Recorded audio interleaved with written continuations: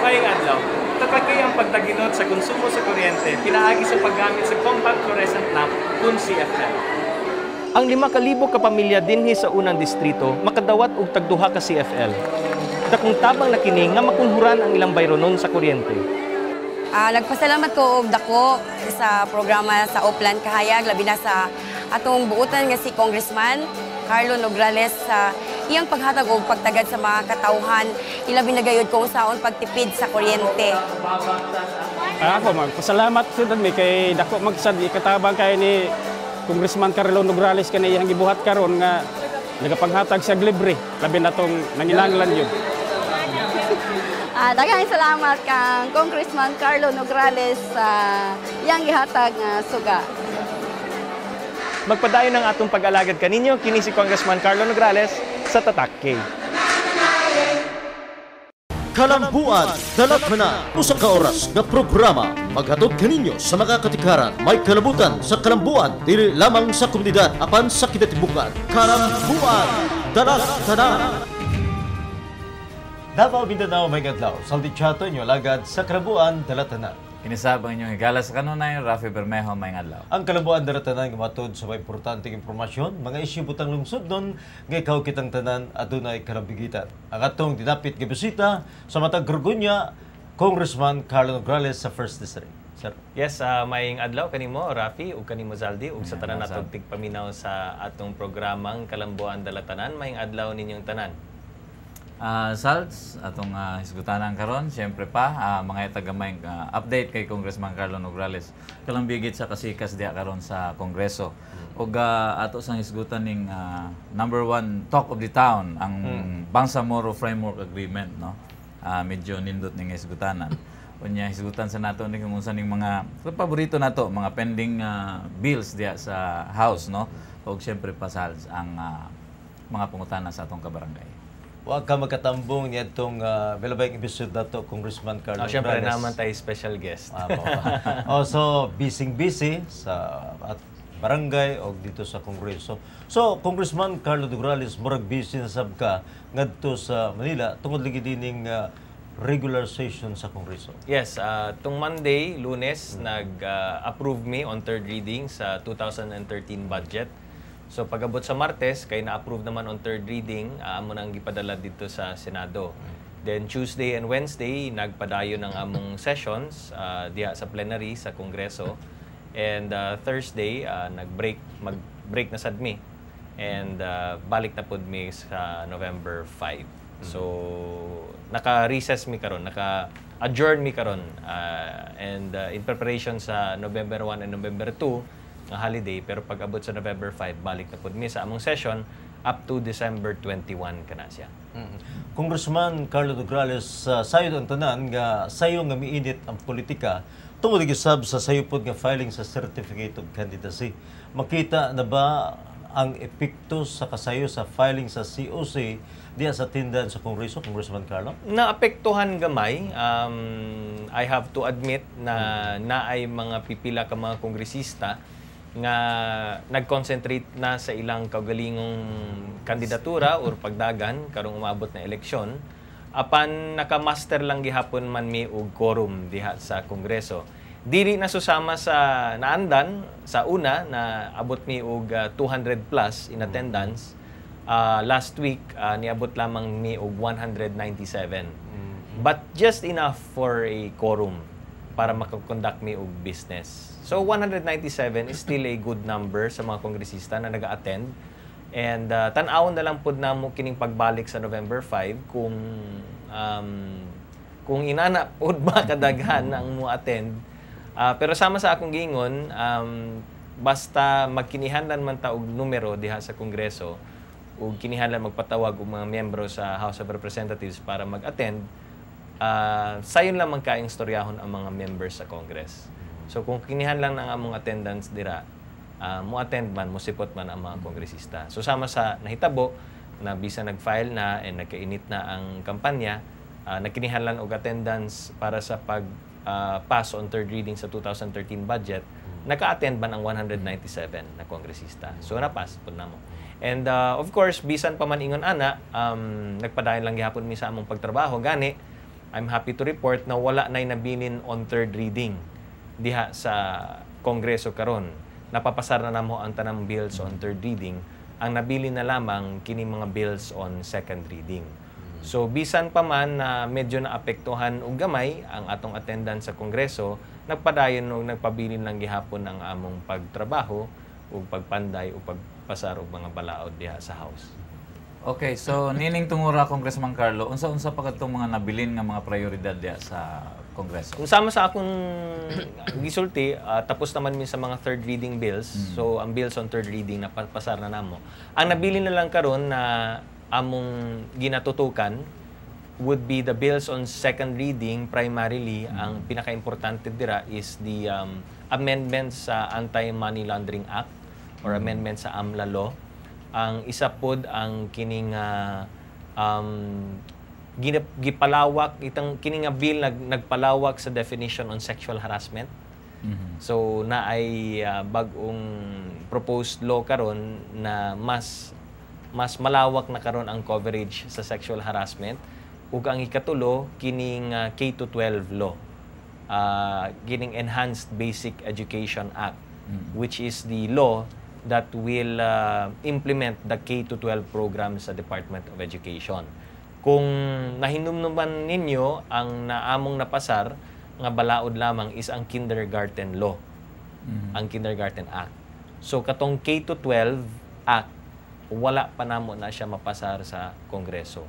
So usapod kini sa mga ginatutukan namo and hopefully mapasar namo kini siya before the year ends. Kay siyempre pagpatak sa December 21, pag-abot niya na sa break, lisod na kaayo magpatawag ug balik og mga kongresista diha sa House kay lagi pagpatak sa 2013 medyo busy na gid kaayo sa kampanya. Napay pang pipila ka mga bills na ginatutukan sa apil na diha ang freedom of information siyempre.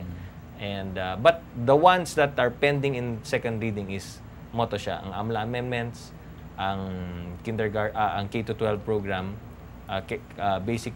Enhanced Basic Education Act, and ang sexual harassment. Okay.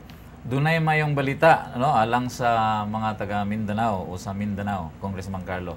Ang gobyerno ug ang Moro Islamic Liberation Front nagpinirmahay di palang dugay sa giingong Bangsamoro Framework Agreement nga gituan nga mohatag og kahumanan sa usa ka dakong pundok sa rebelde dinis nasod. Nangutana ang katawhan kung unsa kuno ang imong personal nga panglantaw kalambigit sa maong issue, Congressman. Well, una sa tanan, of course nalipay ta kay mao kini ang pinakaunang lakang padulong diha sa kanang ginatawag na roadmap towards peace for Mindanao. Ang importante ani Raf is tungod sa pagpirma sa framework for peace between the MILF and the government of the Republic of the Philippines. Nagpakita lamang kini o nagpamatuod lamang kini na ang pagtuo, ang pagsalig, ang kumpiyansa sa usat usa nibalik na.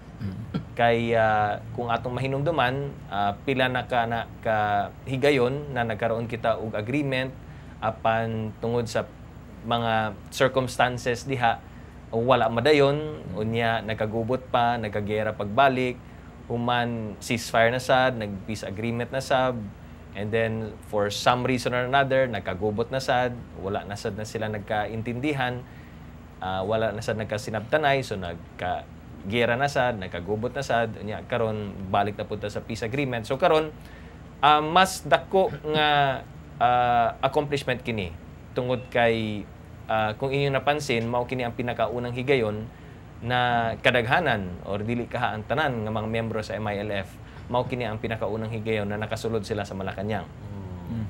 So as a symbol na kining nga mga ginatawag na MILF rebels sa una na nakasulod na sila sa Malacañang o nakapirma na og usa ka framework for peace, kini nagpamatuod lamang na mibalik ang kumpiyansa nila sa gobyerno. Ug ang gobyerno sad, the mere fact na nagpasulod sila og MILF rebels dito sa sulod sa Malacañang, nagpakita lamang pud kini na duna pud sila dakong pagsalig o pagtuo karon sa MILF. So dili na rebellion kini, wala na rebellion na matawag kay nagkaagrihan naman ang nagkasinabtanay naman ang duha. Pero aminado tang tanan na kining pinakaunang lakang is mao lagi kini pinakauna lamang sa taas-taas pa nga roadmap. Taas-taas na proseso pa kini siya. Gikan diri magkaroon pa og kanang ginatawag na transition commission nga mao'y magpanday sa proposed law or organic or basic law para sa bag-ong Bangsamoro nga entity. Human ilan ning isumite sa Kongreso, sa House of Representatives ug sa Senado kay para aron pandayon pa namo diha sa Kongreso ang maong balaod, taking into consideration ang ilang mga proposals. Then gawas ni ana pirmahan pa na ni President Pinoy pag-abot sa panahon ug mapasar na sa Kongreso, sa House of Representatives ug sa Senado. Then gikan sa pagpirma ni President Aquino, moagi pa na siya og plebisito. So medyo taas-taas pa kini. Ang framework lamang nagpakita lamang na siya na duna kitay kasabutan in principle. In principle, mao ni siya ang ato mga limitasyon, mao kining atong kasabutan. Kung sa hulmaan pa ni siya, mao ni ang hulma. Ang unod ni ini, ang Kongreso ang magpanday, ang presidente ang mag-approve, ang magpirma, unya ang katauhan ang muuyon. So, medyo kini siya, although taas ka proseso, ang pinaka-importante diri is nibalik na sad ang atong kumpiyansa sa usat-usa. Wala na pudta nakigyera sa usat-usa, ni undang na karon ang hostilities between one and another, nga imbis karon nga armas ang ilang ginagamit ug bala ang ilang ginagamit karon, ang atong ginagamit mo ang ballpen ug tinta sa ballpen. O ginagamit nato ang parliamentary procedures aron madungog ang tingog sa usat-usa. So mao kini ang pinaka-importante sa tanan, na wala na ta nagpadayon, wala na ta nagpadayon sa gera, sa hostilities, sa armed conflict. And karon nisugot na ang tanan na paminawon nato ang usat-usa. Congressman Carlo Nograles, unsa man pod ang pulso diya sa Kongreso? May kalabutan ining pagpirmahay sa framework agreement. Daghan ang nalipay. Apan siyempre, naapod tayo mga ginatawag na mga miyembro sab na medyo skeptical sad. No? Skeptical in the sense na gusto pod nila tan-awon kung unsa bagyod ang unod ni ini. No? Pero kadaghanan sa mua diha sa Kongreso is nalipay gyud mi. Tungod kay maulagi ka na, at the very least, wala na armed conflict, nagkaroon og cessation of hostilities, ni ceasefire, sa ato pa, nag-ceasefire ang tanan, and nalipay mi na imbis na naigubot karon sa Mindanao, at least miandar na, no? O nagpadayon na, o karon naga-develop na kining ato mga talks, ang mga peace agreement. Sa una manggod, puros lang istorya, ani, inana. So, kami sa Kongreso, medyo, siyempre, ang peace panel ang dunay inside story yun, diha. Kaya sila yun ang naa sa sulod. Sila yun ang nagipag-negotiate, sila yun ang nagipag-istorya. So, kami sa Kongreso, hulat lang pod mi, nagpaabot lang sab mi kung unsay mga information ang ilang ginabato diri sa amo. Pero ang importante karon is tungod kay nakapirmahan na, slowly gina-reveal na nila. Pero pag abot sa panahon, sama sa akong giingon, ang unod ni ana ihatag lang maghihapon kana sa Kongreso. Mao nang ingon nako, ang uban nalipay, ang uban skeptical kay wala pa gyud nila nakita kung unsay unod ni ining maong peace agreement. But at the very least nagkapirmahan na sa framework, so tuloy-tuloy na yan siya. Tuloy-tuloy na unta. Basta magpadayon lang gihapon. Magpabili ng atong kumpiyansa o pagsalig sa usat-usa. Ang Chief Negotiator sa gobyerno nga si Marvic Leonen, dayag nga mihangyo sa Kongreso nga mupasa og resolution agi pagsuporta sa gipirmahang kasabutan alang sa ginapanday nga kalinaw sa Mindanao. May ba nato nga susama nga aprobado na ang maong hangyo, Congressman Carlo Nograles? Actually, nakapasar na kami sa Kongreso og resolution. Si Congressman Jerry Treñas sa just this Tuesday, kining Martes lamang, human sa pagpirma diha sa framework, nagpapasar dayon og resolution si Congressman Jerry Treñas. And gi-adapt dayon kana sa House of Representatives. So kung House of Representatives ang atong ginahisgutan, na nakapapasar na mi og resolution supporting the framework agreement. Karon kung makinihanglan sila og another resolution gikan sa Senado, then it's up to the Senate. Perhaps pagbalik nila sa November 5, sila magpapasar pod sila og resolution supporting the framework agreement with Bangsamoro. But as far as the House of Representatives is concerned, nakapapasar na mi. Karon pagbalik na mo sa November 5, kung doon na po ilaing mga kongresista ang gusto maghatag na po og resolution ang ipapasar diha sa House, of course anybody is willing, anybody is able to pass another resolution in support of the framework. Okay, matod ni Senator Miriam Defensor Santiago nga basin magkinahanglan kuno og charter change una pa mapatuman kining giingon nato framework agreement, Congressman Carlo. Apan matod po ni Senate President Juan Ponce Enrile nga dili na kuno kinahanglan og charter change. Ang pangutana kung sa katawhan isip usa ka abogado og leader diha sa House, unsa kuno ang mamahimong baruganan ni Congressman Carlo tali ni ining duha ka managlahing baruganan sa mga senador? Ani man gud ni Raf, when the framework agreement was drafted or crafted, and ang roadmap to peace was also crafted and drafted, ang atong mga counterparts diha sa MILF, nasabtan man nila kung unsa kalisod ang mag-amyenda sa atong konstitusyon. Na lisod kayo, na daghan ang mga Pilipino, daghan ang mga kapwa natong mga Pinoy ang allergic sa charter change. Kaya. Di ba? Basta charter change sa gani. Madudahon. Kay basta charter change sa gani atong ginahisgutan, medyo mao lagi na daghan kaayo mga hadlok sa charter change kay oras na imong ablihan na pod ang pagbag-o sa charter sa atong constitution, daghan ang pwedeng masingit diha na mga provisions sa dili nato gusto. Mao nang nasabtan man sab nila na allergic kayo ta, ang mga Pinoy, ang mga Pilipino, allergic kayo ta sa pag-amyenda sa atong konstitusyon. So diha sa paghimo nila sa kanang framework or even diha sa pagpanday nato sa basic law, nasabtan man sa atong mga counterparts sa MILF na we have to work within the limitations sa atong present constitution. Okay.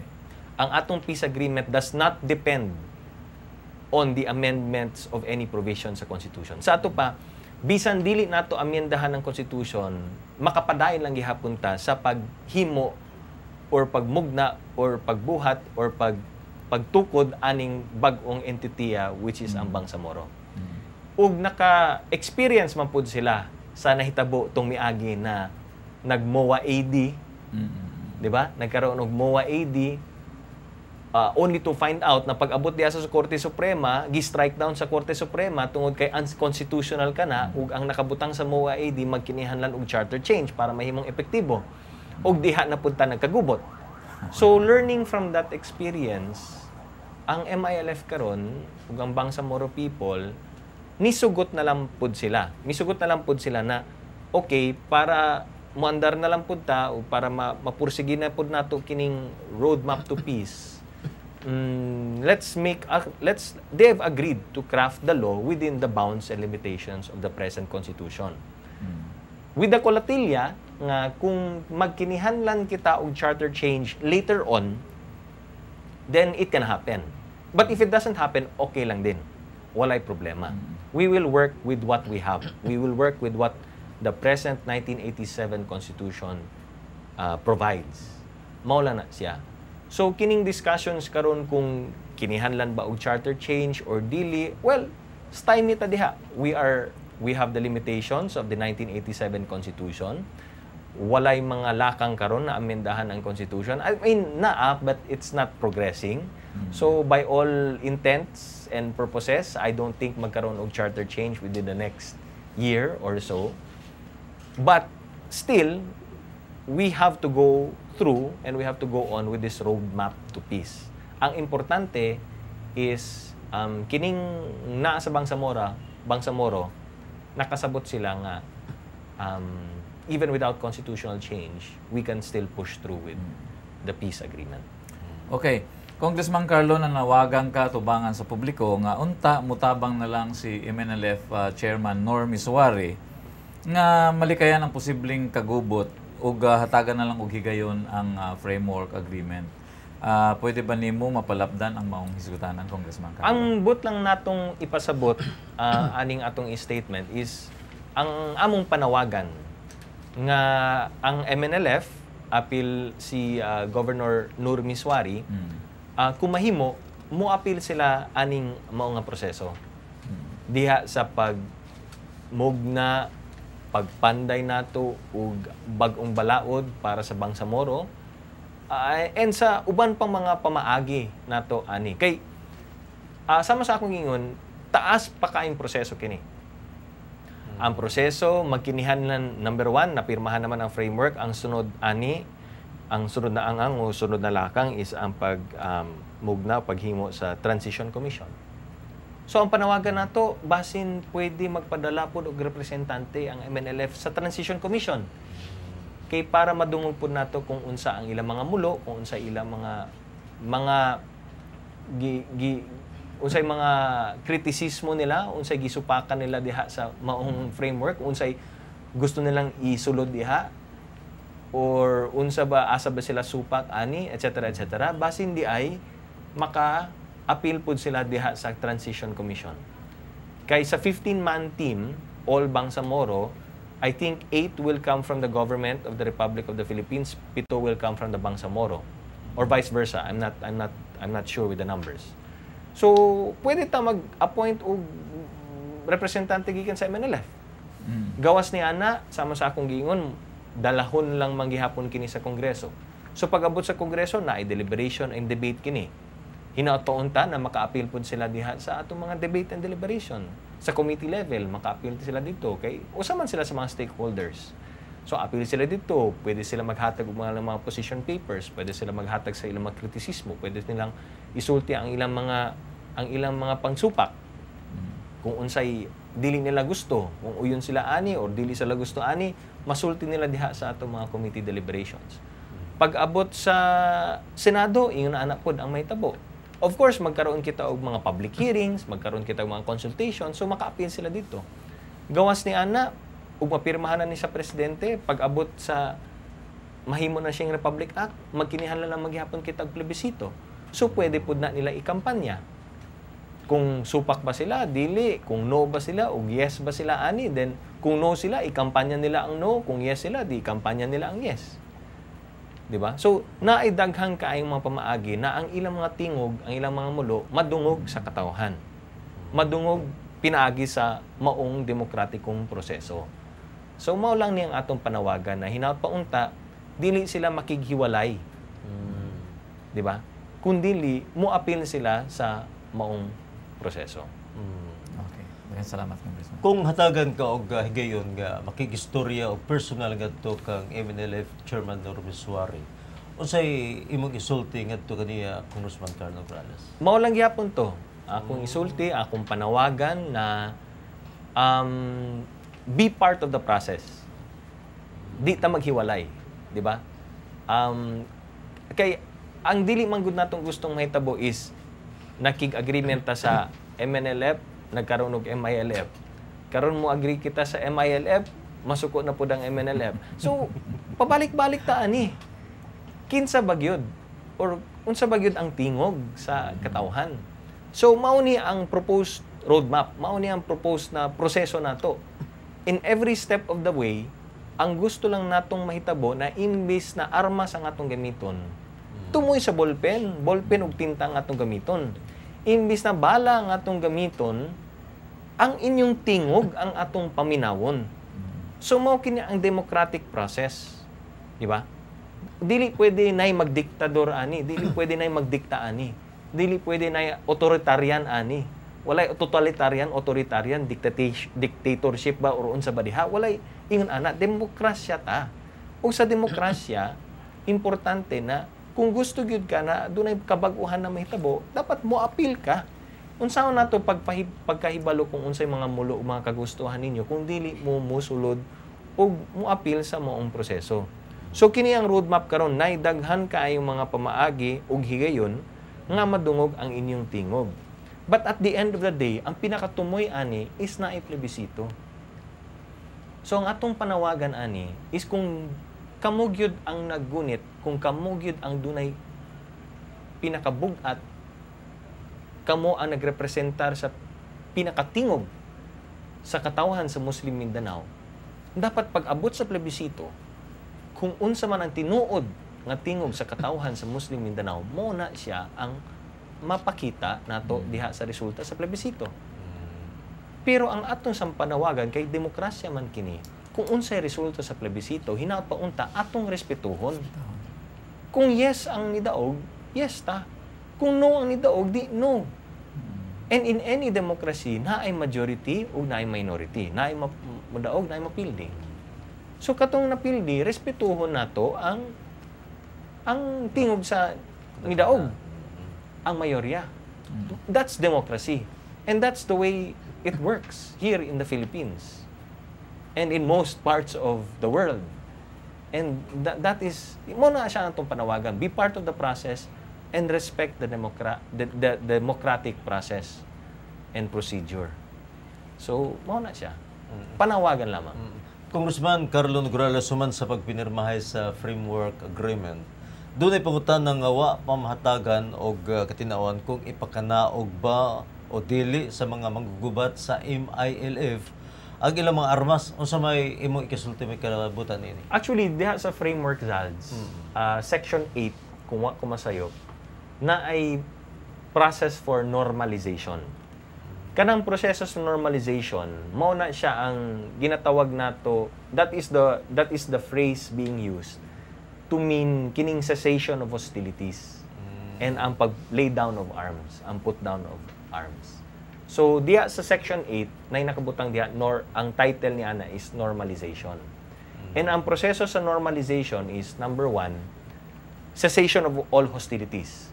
Walay gera, ceasefire ta. Ceasefire. Number 1. Number 2, mag-appoint og usa ka independent commission na maghatag og recommendation, and sa recommendation nila kung unsang klaseng police force ang i-set up diha sa Bangsamoro.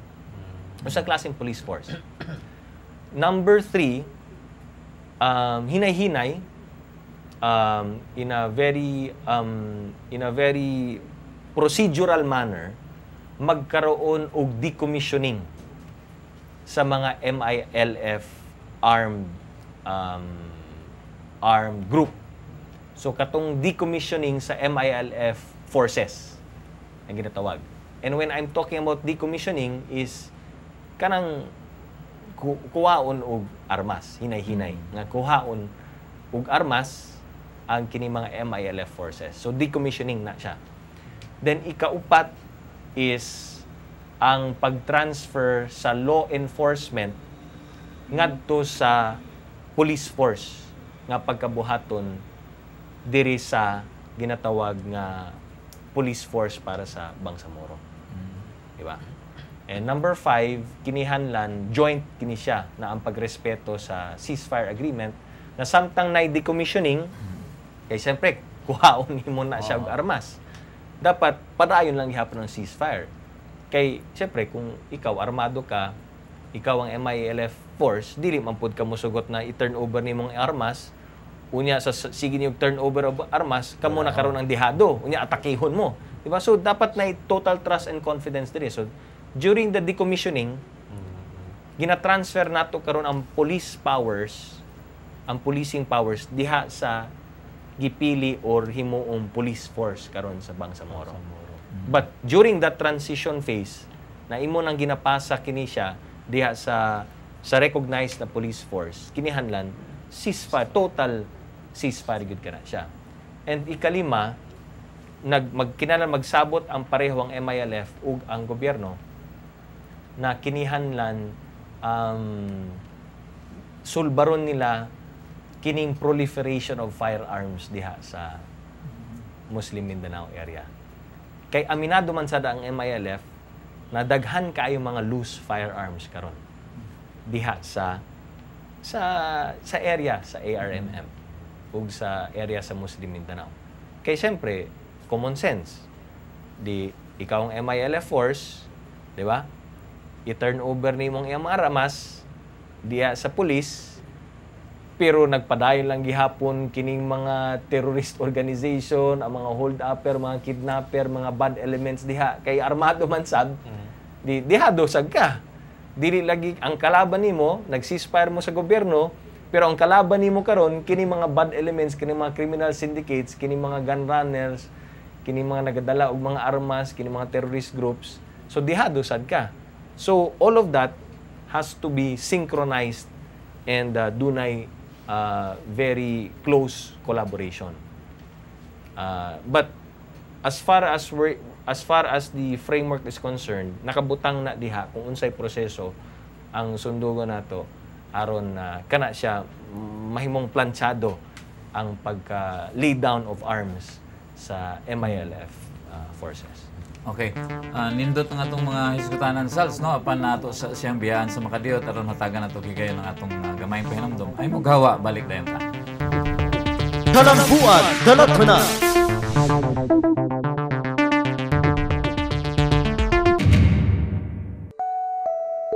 Ngayong adlaw, tatagay ang pagtaginod sa konsumo sa kuryente pinaagi sa paggamit sa compact fluorescent lamp kun CFL. Ang 5,000 ka pamilya dinhi sa unang distrito makadawat og tagduha ka CFL. Dakong tabang na kini nga makunhuran ang ilang bayronon sa kuryente. Nagpasalamat ko og dako sa programa sa Oplan Kahayag, labi na sa atong buutan nga si Congressman Carlo Nograles sa iyang paghatag og pagtagad sa mga katawhan, ilabi na gayud kung saon pagtipid sa kuryente. Ako magpasalamat sud mi kay dako magsad ikatabang kay ni Congressman Carlo Nograles kanay iyang gibuhat karon nga nagapanghatag sa libre, labi na tong nanginanglan yun. Daghang salamat kang Congressman Carlo Nograles sa iyang gihatag nga suga. Magpadayon ang atong pag-alagad kaninyo kini si Congressman Carlo Nograles sa Tatak K. Maayong adlaw. Padayon natong ginaduso ang kaligdong sa panginabuhian sama sa in-demand nga beauty care skills training. 31 ka mga interesanteng partisipante ang nihuman sa usa ka semanang training nga gihatag sa TESDA 11 sa koordinasyon sa atong opisina ug ang Department of Labor and Employment.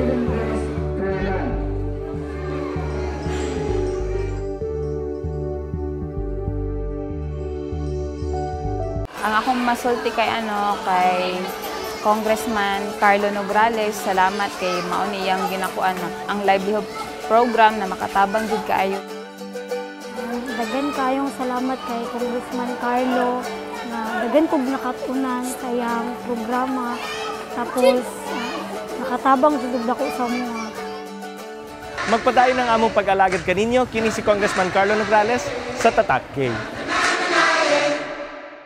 Kalambuan Dalatana. Balik ta sa atong programa ang Kalambuan Dalatanan, SALS, ang atong hisgutanan kalabot gyapon sa Bangsamoro Framework Agreement. Congressman Carlo Nograles, ang usa ka balinaong Mindanao nga walay guerrilla sa mga rebelde. Sa tanaw nimo karon ang igong higayon nga makabot kini Congressman Carlo? Naay dakong tsansa. Dakong tsansa. Basta kinihanlan lamang na magpabili ng atong pagsalig sa usat-usa. Ang trust is very important sa duha, no? Kay kining relation nato syempre very fragile pa, medyo delikado. Yeah, so kinahanglan ang atong pagtuo, kumpiyansa o pagsaling sa usat-usa magpabilin. So kinahanglan all parties have to work closely with one another para dili masudlan og lain ba mga interpretation. Kay lisod kay ni kung masudlan ng mga misinterpretation, masudlan og mga wrong information, etc. etc. Of course, dili man kaya na dunay mang intriga siguro or may mangguba sa atong relationship. That's why kinihanglan magpabilin ka na siya, magpadayon ka na siya. Kay kung masudlan kinig intriga, lisod na pud kaayo. Ug kung dili pud ta mag-trust wa tay pagsalig sa usat-usa, delikado pud kaayo. So kinihanglan kay taas nga proseso kini, open communication gyud ang importante. Okay. Laruan na ako salda, trust, pagsalig, dili itong trust sir, it's bill. Congressman Carlo, usa ka malinaong Mindanao nga walay guerrilla sa mga rebelde. Unsa may kayuhan nga mahatag nini sa Mindanao, Congressman Carlo? Peace and development. Una sa tanan, syempre ang peace, ang kalinaw. Pag-abot sa tinuod na kalinaw, ug atong makabot ng tinuod na kalinaw para ug alang sa Mindanao, maka-assure gyud ta na daghan ang mutabang. Daghan kay mga international organizations, daghan tang mga foreign governments ang mosulod maghatag og ilahang pagtabang ug pagsuporta diri sa Mindanao.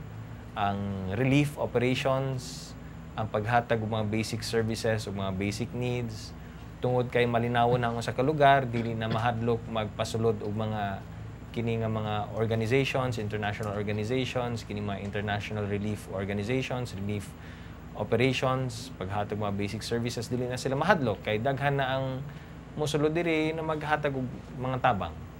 So mao na siya ang number one. With peace comes all of this help, all of this aid, all of these relief operations from different parts of the world. Daghan na nag-signify na willing kay sila maghatag og suporta para sa Muslim Mindanao kay nakikita gid nila ang kahimtang sa atong mga katawhan diri. Kana lamang siyempre medyo naalang gihapon kining travel advisory, di ba? Katong pinaka number 1 na nakapababag ang travel advisory. So if we have true peace, then number 1 mawala ang travel advisory against Mindanao. So, pwede na mong bisita diri, mutabang na diri, muhatag na og mga relief operations.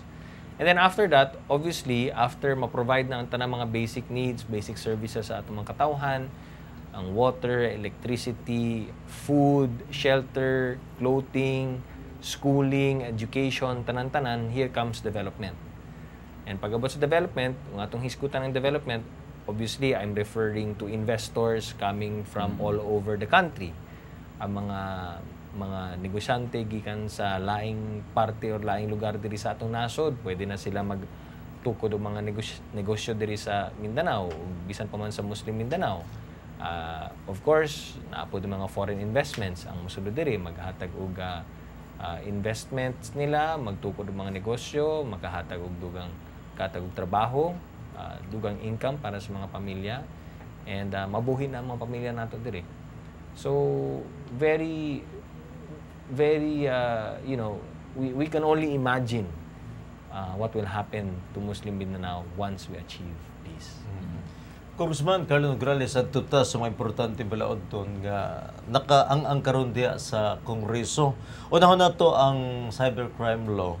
Congressman si Speaker Sunny Belmonte, mingon di pa lamang dugay nga dili siya pabor nga mindahan ang bago nga cybercrime law karong mga panahon na. So, usay ikasulti nimo may kalbigitan ni Congressman Carlo. Tingali ambot lamang ipasabot ni Speaker Belmonte is naa naman na siya sa Supreme Court. In fact, nag-issue naman og TRO ang Supreme Court, temporary restraining order against sa pag-implementa sa cybercrime law. And nangayo naman sab ang Supreme Court og mga reply, mga answers gikan sa mga ahensya sa gobyerno, and siguro desisyon na kini sa Supreme Court. Mao nang ambot lamang tingaling ipasabot ni Speaker Belmonte is since it's already in the Supreme Court, might as well just wait for the Supreme Court's decision on the matter. Kay tapos naman ang Kongreso sa pagpanday balaod, now it's a time for the Supreme Court to interpret the law and to tell us how the law should be applied. Mao na. Apan, of course, dili po nato malikayan na doon na lang gihapon tay mga representante o mga congressman na nag-file sa ilahang amendments to the cybercrime law. Namely, si Congressman Palatino and Congressman Teddy Casino na sila gipasaka na proposed law amending kini mga provisions sa Cybercrime Act. Mao nang pwede magdungan, no? Samtang wala pa magdesisyon ng Supreme Court, here comes kini mga proposed amendments sa duha ka kongresista na pwede pod natong hisgutan diha sa Kongreso. Unya, kung kinsay mauna, di motoy magwagi. Sa ato pa. Matod pa ni Speaker Belmonte nga gitalikdan kuno sa pipila ka mga senador ang cybercrime law nga supak ang ilang mga panultihon sa maong nga balaod tungod kay hapit na kuno lagi ang eleksyon, Congressman Carlo Nograles. So, ang imong reaksyon day, Congressman? Well, whether or not hapit ng election or election season magkaroon or whatever, ang mga senators naman is kinihanlan ng mga senators mo reflect sila sa kagustuhan po sa ilang constituents. And the constituency of the senators is syempre nationwide. So kung unsay pinaka bugat na trend or kung unsay unsaan sa tan-aw nila ang maoy majority nga tingog sa katawhan, then as representatives of that constituency, then they should espouse and reflect that. Mao nang I'm not trying to put too much emphasis on tungod kay hapit ng election or election season or whatever. Ang ako lang din because you're a senator, you have to reflect and you have to voice out the sentiments of your constituencies. And if your constituents say this, then as their representative, then you must speak the same day as a Senado. So, not to put anything into it, pero tingali, nakita sa mga senator, sumaw niya ang reaction sa kadaghanan sa mga kanang ginatawag na netizens or nagagamit sa internet. So, as their representative, then mao na ang ilang ginasulti, then they're open to amending the cybercrime. Salz, wa man magpalibak ang RH bill, no? Congressman Carlo, matod sa taas nga liderato sa Kongreso, nga hisgutan ko na sa mga magbabalaod ang RH bill, no? Aron doon na kuno kitay hingpit nga RH bill. Unsa may buti pasabot niya ni Congressman? Ambot. Di, ang ako ang para lang alang sa kasayuran sa tanan, ang naitabo is ang speaker karon through his initiative, naghimo siya og usa ka small group. Okay. Nagpili og mga representante gikan sa pro and anti-RH. So naa siya gipili, gihandpick nga mga representatives from the pro-RH, pipila ka mga representante sa pro-RH, o nagpili pud siya og mga representante gikan sa anti-RH na group. Unya giporma niya kining mga grupo, it's an informal group. Ug dili ta appeal diha. Watay appeal diha sa mga grupo. O kana diha sa ang task sa moong grupo is ilang tukion ug ilang i-deliberate ug ilang ipagawas kung unsa man ang acceptable na mga amendments to the RH bill. So kinihanlan mo kana siyang mahimong produkto sa maong grupo. So both pro and anti-RH maghiskot sila o unsabay amendahan nato diri sa kining House bill na 4244 unsabay gusto nato diri unsabay okay diri unsay palit unsabay atong amendahan diri etc. So at the end of the day ang gustong mahitabo ni Speaker Belmonte is makagawas sila og kining ginatawag nga acceptable na amendments to the RH bill. So as it stands now, mao na siya ang nahitabo karon sa RH. Now, whether or not or kung kanus ama nila ipagawas ka ng mga proposed amendments, wala pa schedule. Maayos sa lang proposal ni Speaker Belmonte kay kung dunay headbangers at least gamay lang nga grupo mag-headbang, no?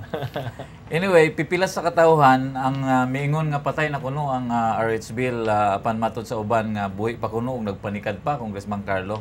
Asa ba gyud ang tinuod niini, Congressman? Of course, dili man nato ika-unsa na ang mga proponents sa RH bill mo push lang gihapon, no? Na lang gihapon sila, gina-push lang gihapon nila ang RH bill. And tingali kay nag-break o nag-adjourn naman sa Kongreso, ang pinaka window of opportunity na lamang nila will be November 5 to December 21. Kaya siyempre, balik na po mi sa among session November 5, resume na po mi sa among session November 5 up to December 21. So, number one, kinihanlan maka-gather sila og quorum. Diba? Then number two, they have to schedule it for amendments. Kinihanlan masudlan nila sa plenary ang period of amendments. Of course, number three, kinihanlan ipagawas nila ang mga proposed amendments. Number four, pagkabotohon pa namo kini nga mga amendments. So, medyo taas-taas pang proseso. But of course, ang mga proponents sa RH bill, padayon lang gihapon ang ilang pag-push sa RH. Okay. Ang isgutan ng Freedom of Information Bill o FOI, Usapod ka na siya. ginasuportahan. Congressman Carlo Nograles, unsa may kahimtang nini, patay na ba ni o nagpanikad pa? Buhi pa ni. Buhi pa ni. Naalang gyapoy pag-asa. Although, syempre, natamaan ito ng break, ng adjournment sa session, but ang promise ng komitiba sa Committee on Public Information is magpadayon ang hearings para ani sa November 13. So, if you remember, balik ni sa November 5 up to December 21 ka na siya. Ang scheduled continuation of the hearings para sa Freedom of Information will be on November 13. So, buhi pa siya. Nalangya po yung pag-asa. Now, whether or not ma-report na siya sa komitiba sa November 13 remains to be seen.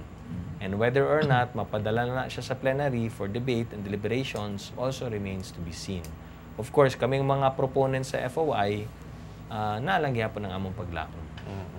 Ang Malacanang mingon di pa lamang dugay nga ila kuno gihatag ang kapaingnan sa FOI ngadto sa kamot sa Kongreso.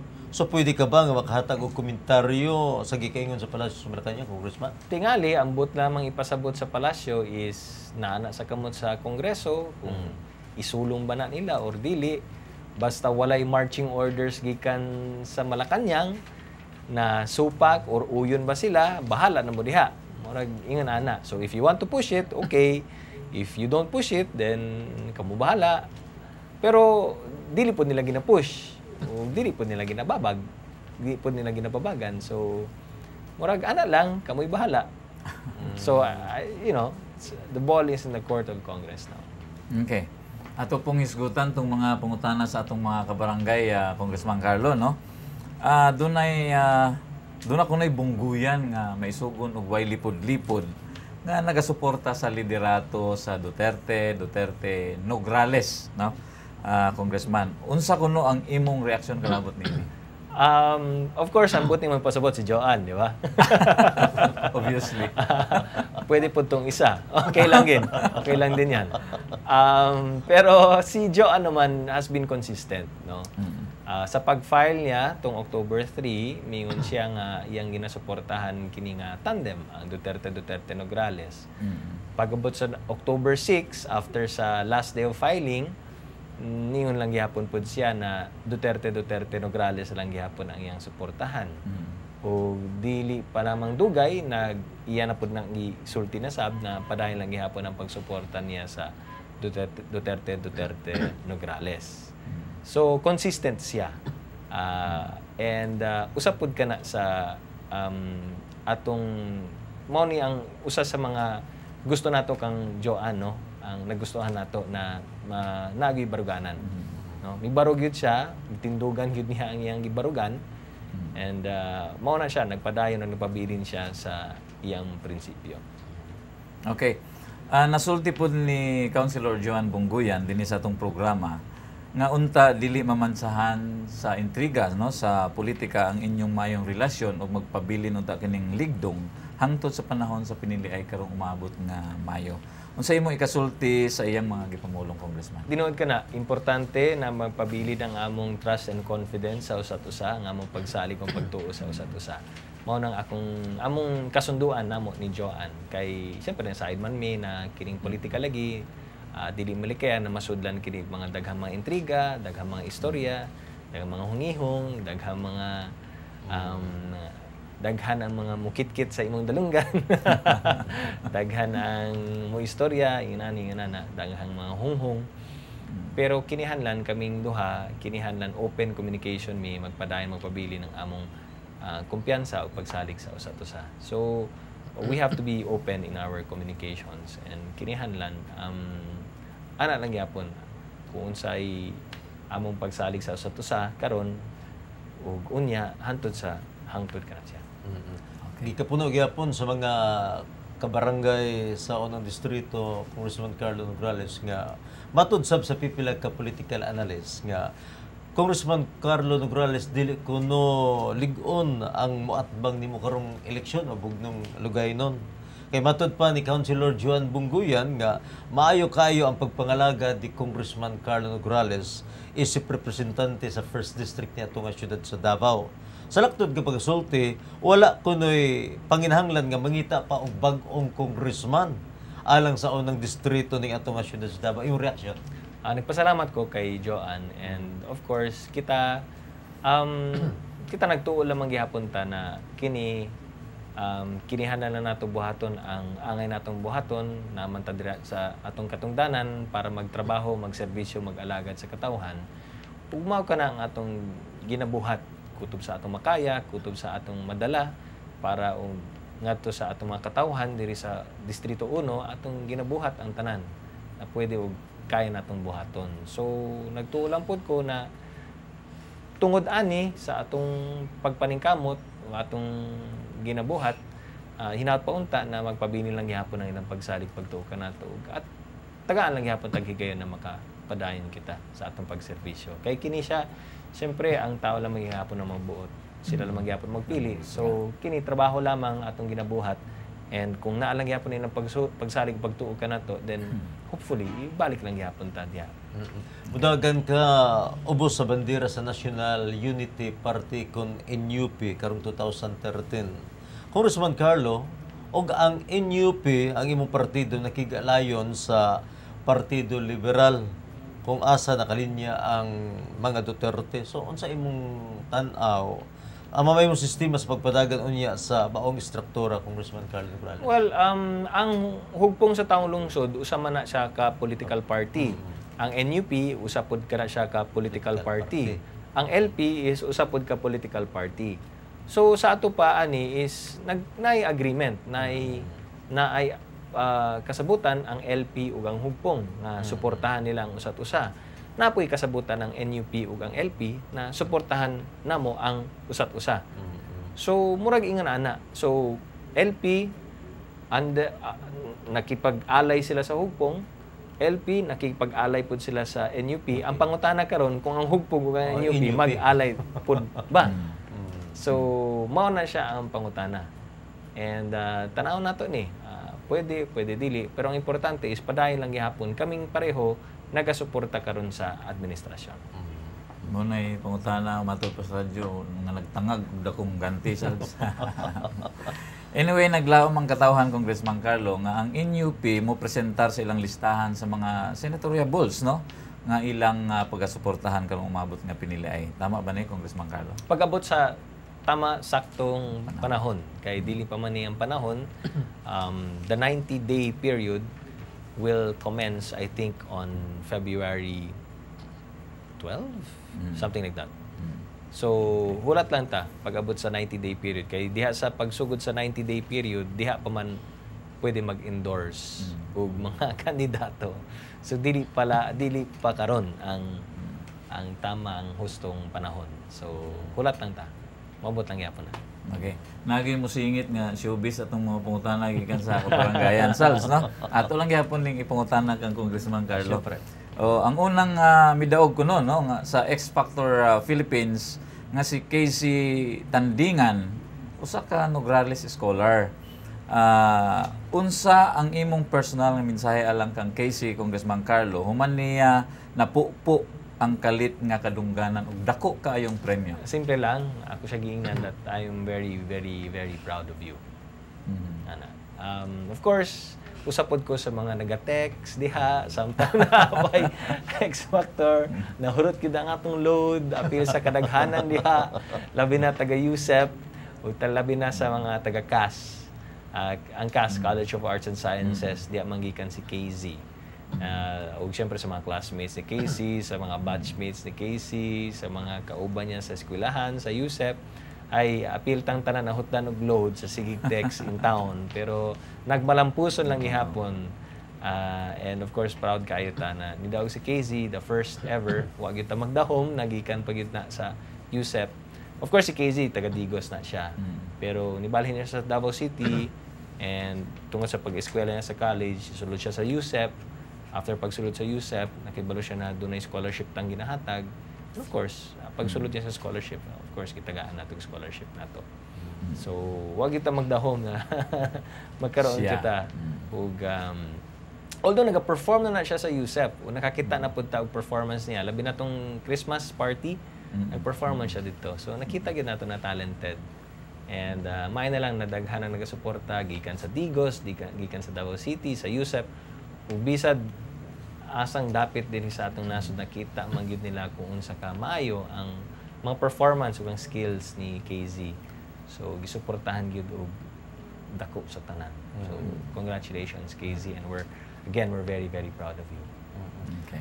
Congressman Carlo Nograles, sayod sa pagkatawhan diri siyudad sa Davao nga hilig ka og boxing, nagbalipayon ka sa nahimong kadaugan ni Nonito Donaire Jr. lumad nga taga General Santos City. So doon na kamay mensahe ngadto kang Donaire human sa iyang kulbahinam nga kadaugan batok sa kampyonatong hapon nga si Toshiaki Nishioka, Congressman. Yes, of course. Gi-congratulate nato si Nonito the Filipino Flash Donaire. Napataas na sab niya ang atong bandila, ang atong bandera sa mga Pilipino dira sa World Boxing. And gipakita na sab niya sa tanan, sa international community, labi na kung unsang klaseng heart of the champion ang atong mga Pilipino, no? Heart of the champion of the Filipinos. So gipakita pud niya ang iyang skills, ang iyang speed, ang iyang agility, pinaagi sa syempre sa iyang sakripisyo papaningkamot dili man lalim, na maabot ka sa maong level, and kana siya wala na nahitabo overnight kundi gipaghirapan gyud kana o gipaningkamutan kana ni Nonito Donaire. So kana nagpakita lamang na basta ang mga Pilipino adunay kining kugi, adunay pagtuo sa kaugalingon, pagtuo sa sarili, adunay kumpiyansa sa sarili ug maningkamot lang gyud, maabot nato ang tanan nato mga damgo.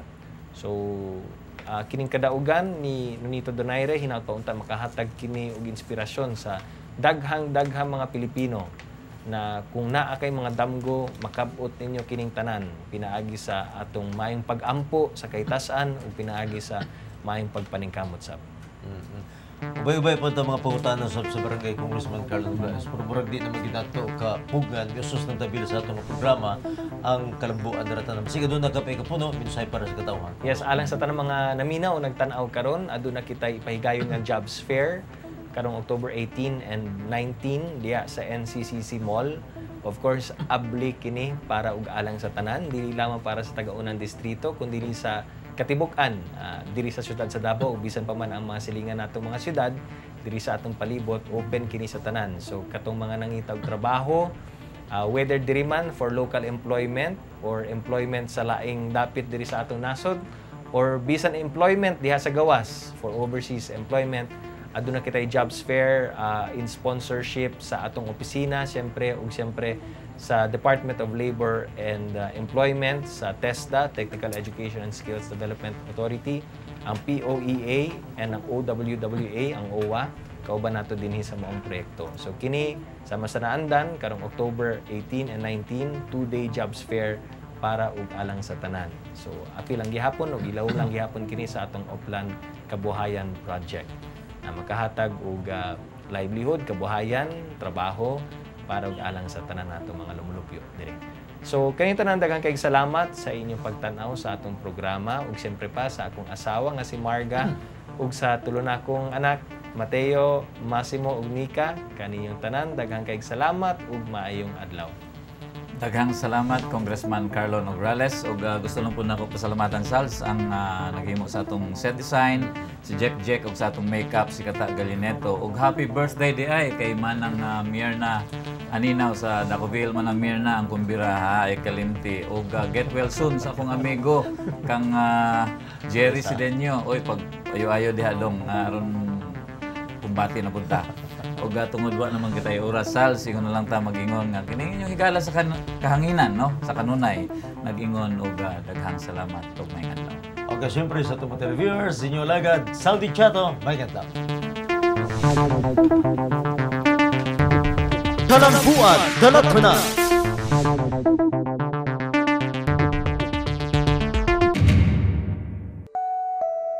Maing adlaw, padayon natong ginaduso ang kaligdong sa panginabuhian sama sa in-demand nga beauty care skills training. 31 ka mga interesanteng partisipante ang nihuman sa usa ka semanang training nga gihatag sa TESDA 11 sa koordinasyon sa atong opisina ug ang Department of Labor and Employment.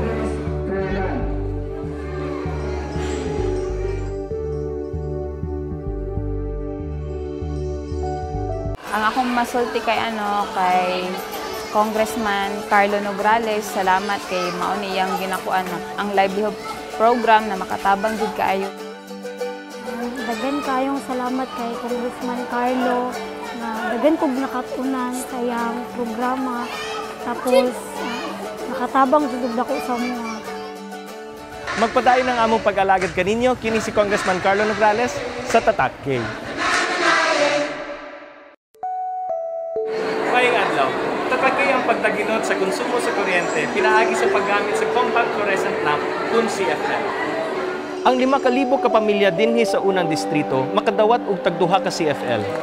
Dakong tabang na kini nga makunhuran ang ilang bayronon sa kuryente. Nagpasalamat ko og dako sa programa sa Upland Kahayag, labi na sa atong buutan nga si Congressman Carlo Nograles sa iyang paghatag og pagtagad sa mga katawhan, ilabi na gayud kung saon pagtipid sa kuryente. Ako magpasalamat sud mi kay dako magsad ikatabang kay ni Congressman Carlo Nograles kanay iyang gibuhat karon nga nagapanghatag sa libre, labi na tong nanginanglan yun. Daghang salamat kang Congressman Carlo Nograles sa iyang gihatag nga suga. Magpadayon ang atong pag-alagad kaninyo kini si Congressman Carlo Nograles sa Tatak K.